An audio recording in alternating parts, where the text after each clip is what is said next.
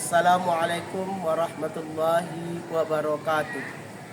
Yang terhormat penguji UKIN PPG dalam jabatan 2024. Perkenalkan, saya Ishak SPDI, mahasiswa PPG dalam jabatan 2024, kategori 2, Universitas Islam Negeri Sunan Kalijaga, NIM 234041012570.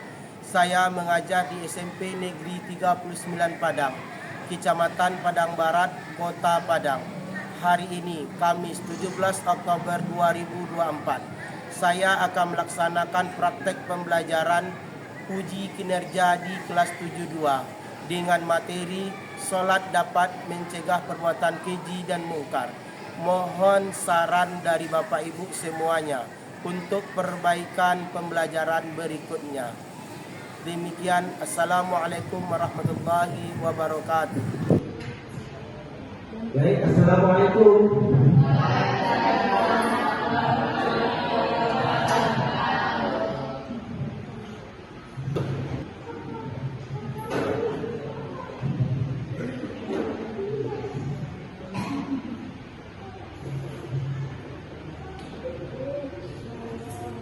Baik, Assalamualaikum warahmatullahi wabarakatuh.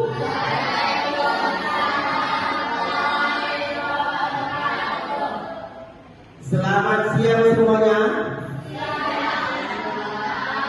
Bagaimana kabarnya?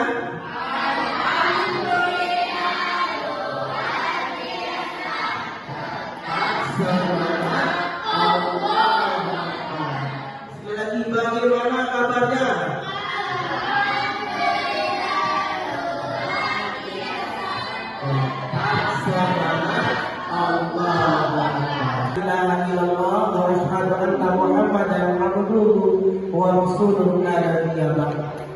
Bersyukur kita kepada Allah yang mana pada siang hari ini dengan rahmat dan karunia Allah kita bisa bertemu kembali di dalam kelas 72. Selawat dengan salam tak bosan kita kirimkan buat Nabi kita yang Nabi Muhammad Sallallahu Alaihi Wasallam dengan antara kata Allahumma shalli ala Muhammad wa ala ali Muhammad. Baik anak-anak semuanya, pada siang kali ini kita bertemu lagi dengan Bapak, yaitu kita belajar pendidikan agama Islam. Sebelum kita mulai pembelajaran kita pada siang hari ini, alangkah baiknya kita berdoa terlebih dahulu. Nah, mana ketua kelas? Ya, kelas. Berdoa mulai. Bismillahirrahmanirrahim.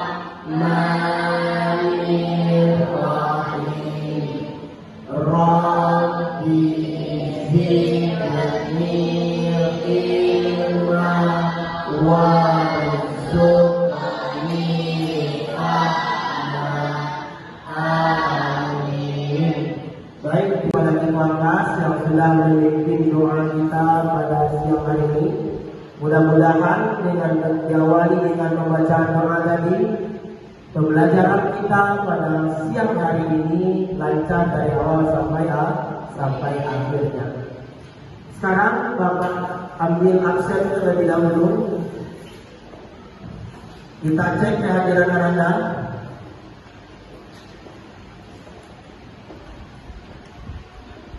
Aditya hadir, Agus hadir, Anissa, Anugrah, Denta, Gilang,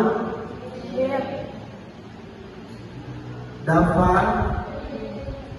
hadir di kami karena berhalangan sakit. Kita doakan semoga dia cepat sehat kembali. Nah, baik dan semuanya, sebelum kita mulai pelajaran kita pada hari ini, materi kita hari ini itu mengenai tentang sholat sebagai pencegah perbuatan keji dan mungkar. Sebelum kita masuk kepada materi kita, sholat sebagai pencegah perbuatan keji dan mungkar, kita evaluasi materi kita pada minggu kemarin. Belajar mengenai tentang sujud. Nah, siapa yang masih ingat apa yang dikatakan atau berapa pembagian jumlah sujud tersebut? Tiga. Berapa? Apa saja yang tiga tersebut? Sujud sawi dan sujud tilawah. Yang kedua, kapan kita melaksanakan sujud syukur? Ketika kita terhindar dari musibah, kemudian ketika maka kita disunahkan untuk sujud syukur. Nah, yang berikutnya, sebab-sebab kita sujud sahwi apa saja? Mengapa kita harus sujud sahwi? Siapa yang masih ingat?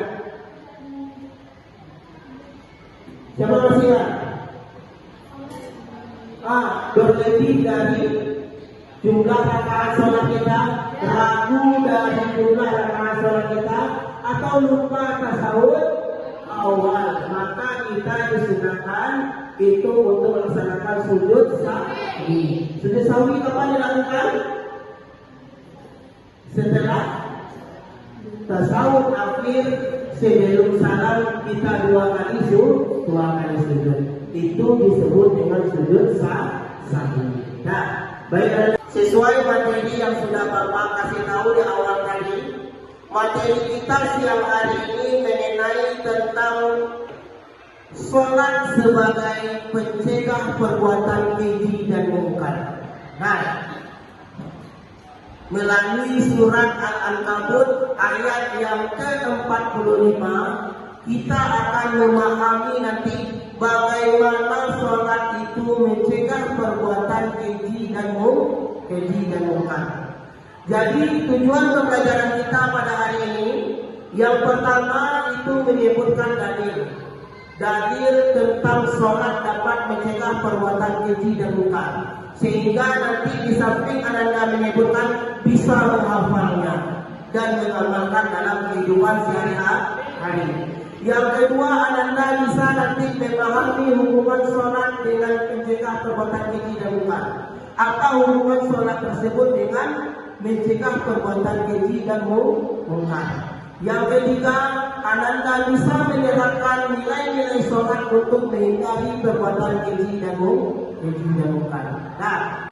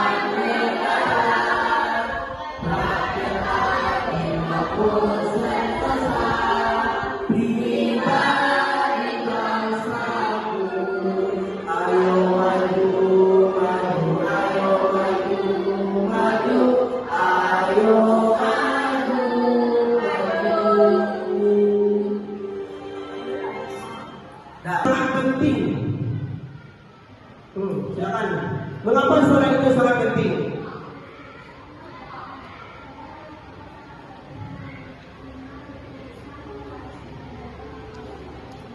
Iya, bagus. Mengapa sholat itu sangat penting? Karena sholat itu termasuk kepada rukun Islam. Nah, barang siapa yang mendirikan ibadah sholat, berarti dia meninggalkan agamanya. Barang siapa yang meninggalkan ibadah sholat, berarti dia menuntut agamanya sendiri. Makanya kita penting melaksanakan ibadah sholat. Terakhir, pengertian perbuatan keji dan mungkar. Silakan Ain.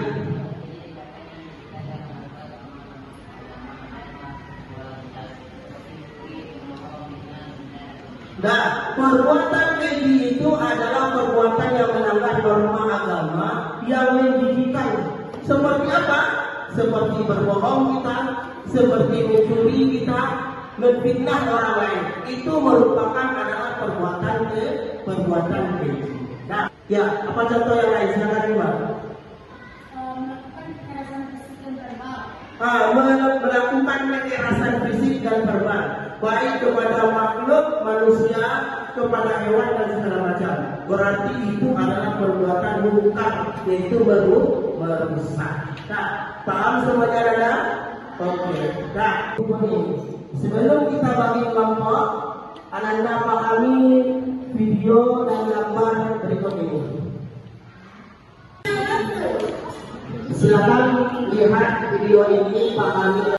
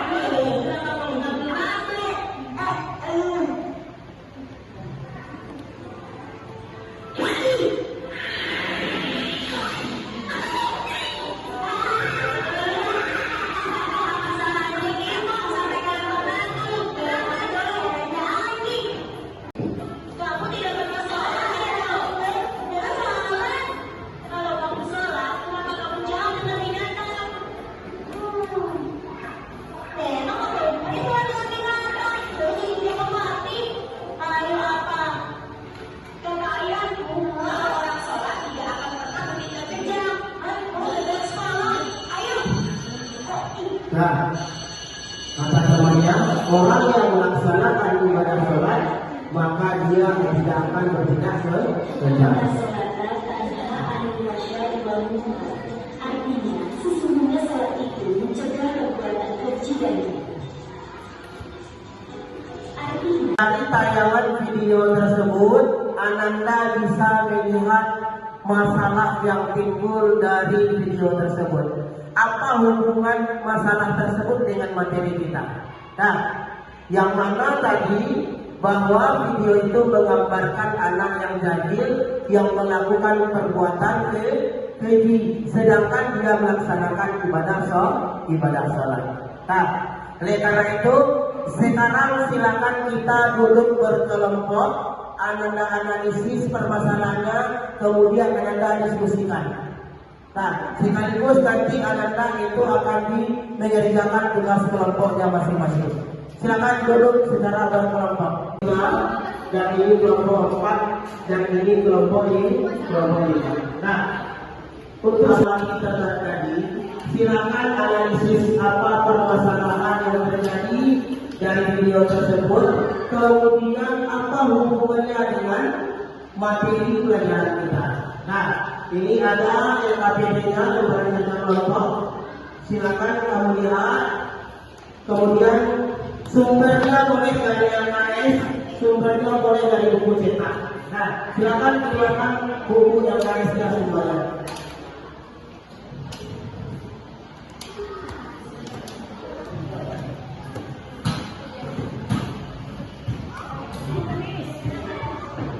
Ini silakan diskusikan di sini. Boleh.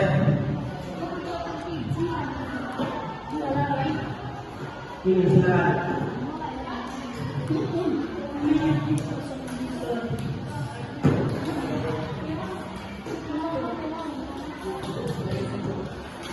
Nah, ini. Nah.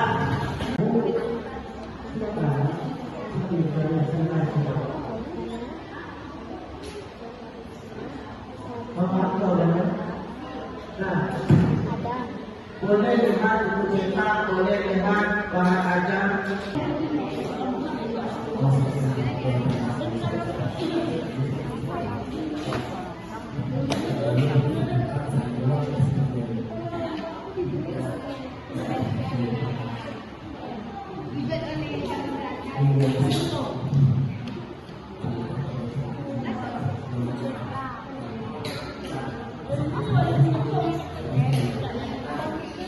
Lebih terarahnya diskusi kamu nanti, Bapak jelaskan gambarannya sedikit.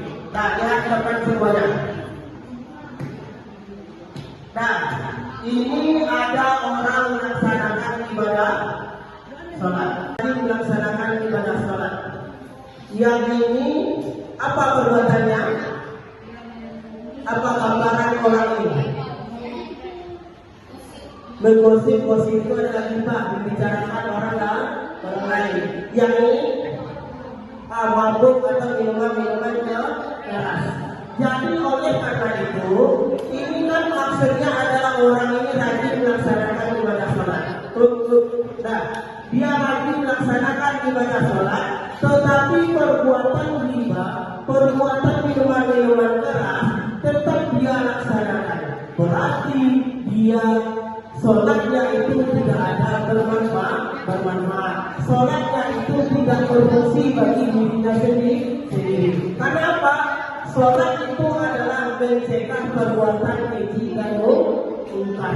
Tetapi walaupun dia rajin sholat, perbuatan buruk, perbuatan jelek, kemudian perbuatan yang dilarang dalam agama tetap dia laksanakan, maka itu bertolak belakang dengan keutamaan melaksanakan ibadah sholat.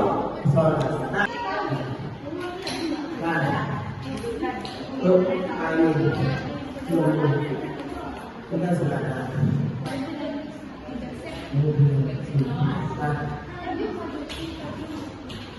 ini diskusikan di sini sumbernya dari sini. Ya, kita tahu apa yang masih dengan beberapa keji dan lengkap dengan sponsor. Dari sana. Oke, maafkan. Silakan sesuai dengan video yang sudah kamu amati tadi.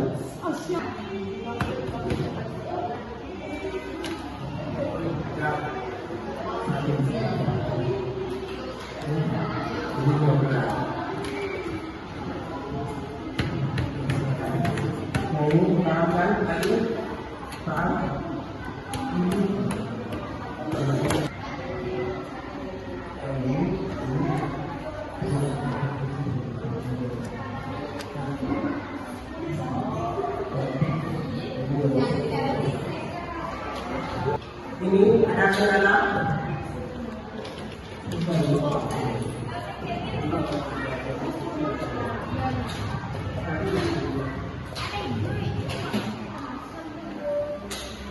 Diskusi kita sudah berakhir, sudah habis.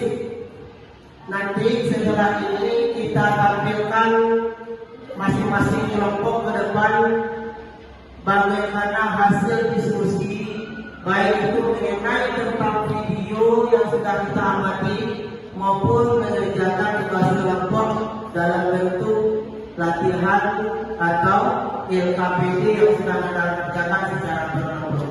Oleh karena itu sebelum kita tampil ke depan, kita sedikit terlebih dahulu. Silakan berdiri semuanya.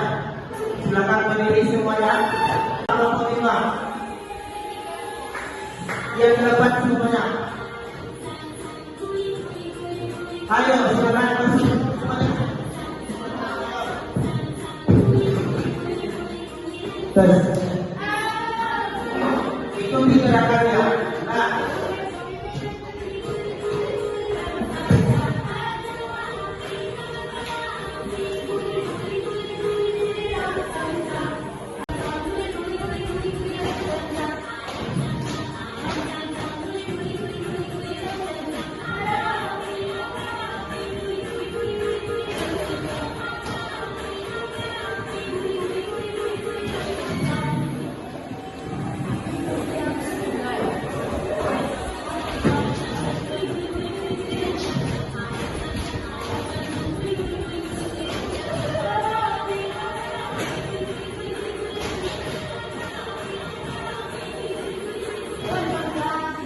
Nah, silakan duduk kembali. Masih semangat untuk melanjutkan? Masih semangat semuanya? Tepuk semangat.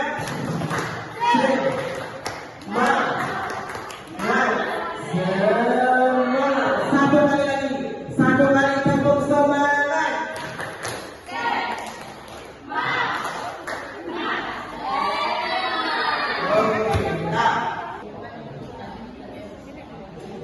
Nah, sambil teman kamu tampil di sini ya, bisa di sini. Nah, di sini maju.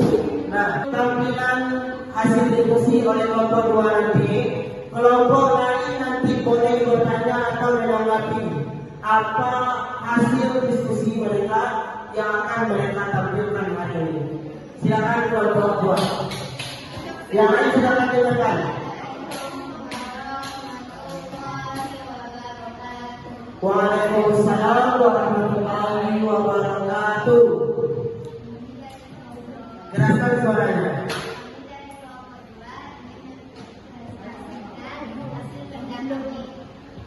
Mengenai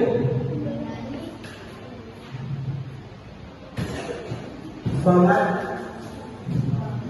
mencegah perbuatan keji dan enggak. Yang pertama, berdasarkan video tadi apa yang kamu temukan? Keraskan suaranya.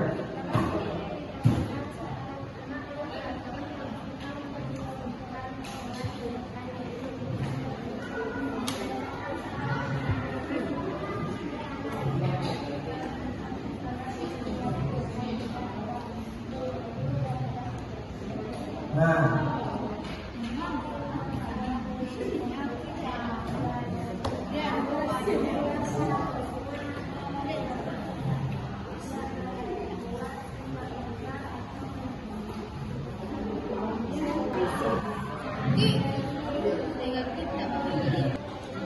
nah, kelompok 2 ada yang mau bertanya kepada kelompok 2 atau menanggapi hasil yang sudah mereka tampilkan hari ini. Ada yang mau bertanya kepada kelompok 2, silakan ajukan pertanyaannya. Ada? Nah, silakan dari kelompok kita mau bertanya. Nah, lanjut yang kemana lagi? Oke, silakan.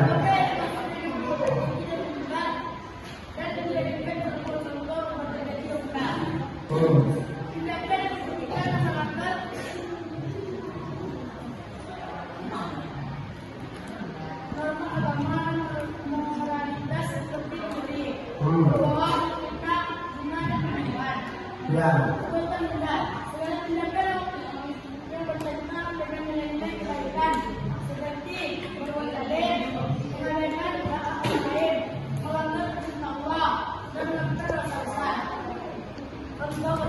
Empat lima, mungkin apa?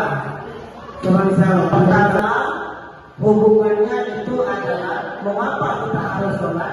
Karena sholat itu meningkatkan keimanan kita kepada Allah. Nah, kemudian kalau kita iman kita meningkat kepada Allah, maka kita ada rasa was-was bahwa Allah itu akan mengawasi kita, sehingga kita tidak mau melaksanakan perbuatan yang buruk, yaitu perbuatan keji dan mungkar. Kenapa?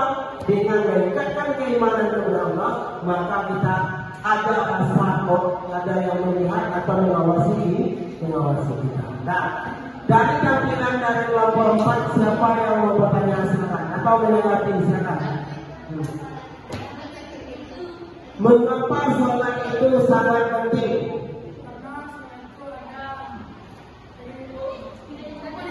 Nah, sholat itu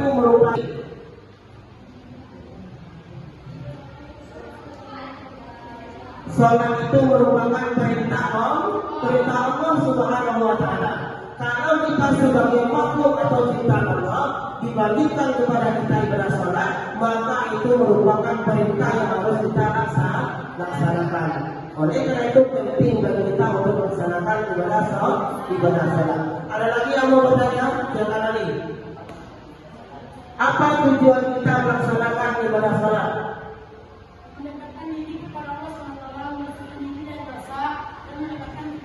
dia mendekatkan diri kepada Allah, kemudian mencari ketenangan jiwa.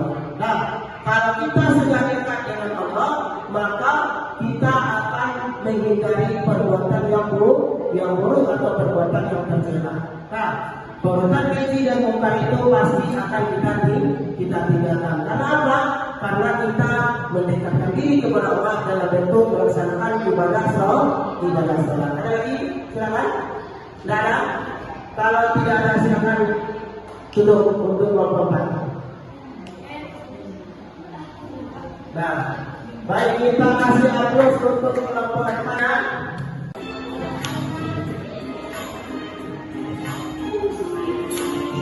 Nah, jawab pertanyaan itu di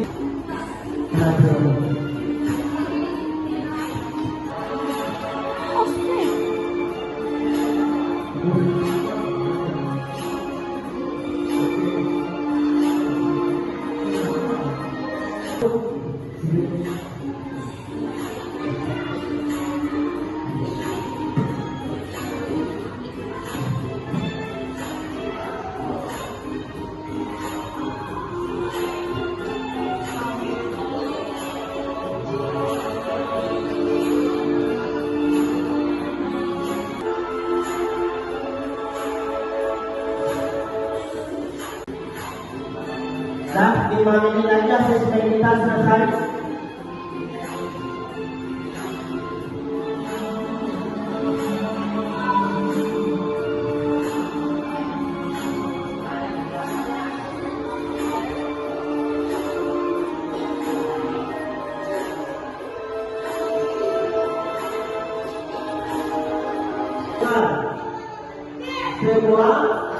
Semuanya benar.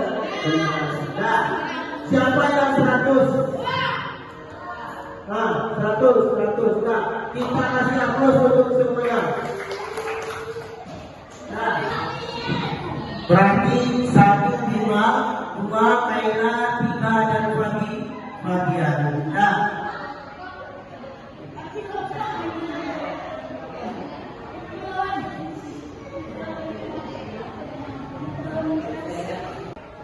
Nah, menarik. Nah, karena apa? Kenapa?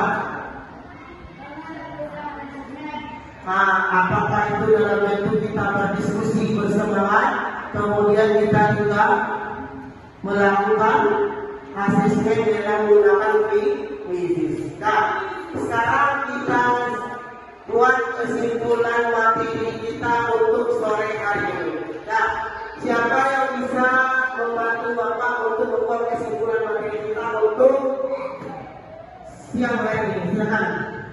Terdapat dalam surat Al-Ankabut ayat 45. Nah, sebagaimana Allah katakan, Bismillahirrahmanirrahim. Utlu ma uhiya ilaika minal kitab wa aqimis shalah inna sholata tanha 'anil fahsya'i wal munkar wa dzikrullahi akbar wallahu ya'lamu ma tasna'un. Apa yang telah diwahyukan kepadamu yaitu Alkitab, Al-Quran, dan dirikan sholat. Sesungguhnya sholat itu mencegah perbuatan keji dan munkar. Sesungguhnya mengingat Allah adalah lebih besar keutamanya. Maka dalam surat Al-Ankabut ayat 45 ini dijelaskan bahwa keutamaannya yaitu adalah orang yang melaksanakan ibadah sholat dengan sempurna, maka dia dapat mencegah perbuatan keji dan munkar. Nah, yang kedua, apa hubungan sholat dengan mencegah perbuatan keji dan munkar? Siapa yang bisa? Silakan. Apa hubungannya? Nah, mengapa sholat itu dapat mencegah perbuatan keji dan munkar?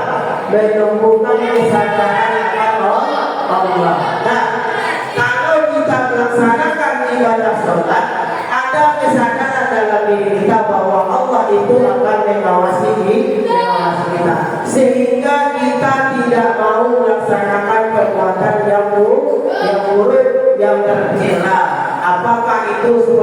di depan, ada itu mabuk-mabukan, ada itu mengunci, ada itu mencuri. Nah, maka itu kita tinggalkan semuanya. Kemudian menciptakan ketenangan hati. Mengapa sholat itu menciptakan ketenangan hati? Karena setiap gerakan-gerakan yang kita lakukan, apalagi membacanya dengan secara khusyuk, maka ada dalam hati kita itu akan menjadi tenang dan tenteram. Nah, yang terakhir, nilai-nilai yang terkandung dalam ibadah sholat sehingga kita menjauhkan dari perbuatan keji. Siapa bisa? Silakan. Satu, kejujuran. Nah, orang yang sholat itu dia akan jujur, nah, sehingga dia tidak akan melakukan perbuatan yang jelek atau dia tidak akan berdusta. Nah, kemudian yang kedua, kedisiplinan. Kenapa? Sholat itu ada waktunya.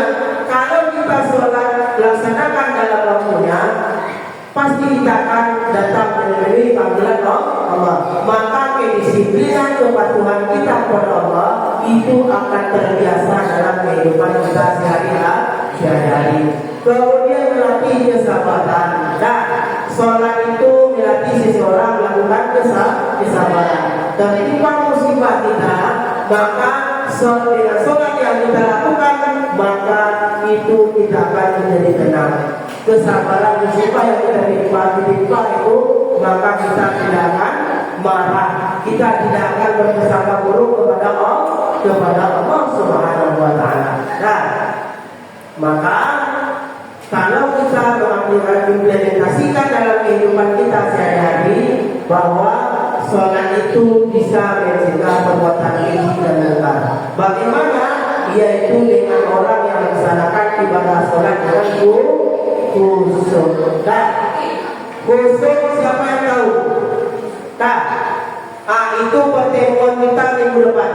Pertemuan minggu depan kita berbahas mengenai tentang bagaimana cara-cara sholat kita menjadi khusyuk.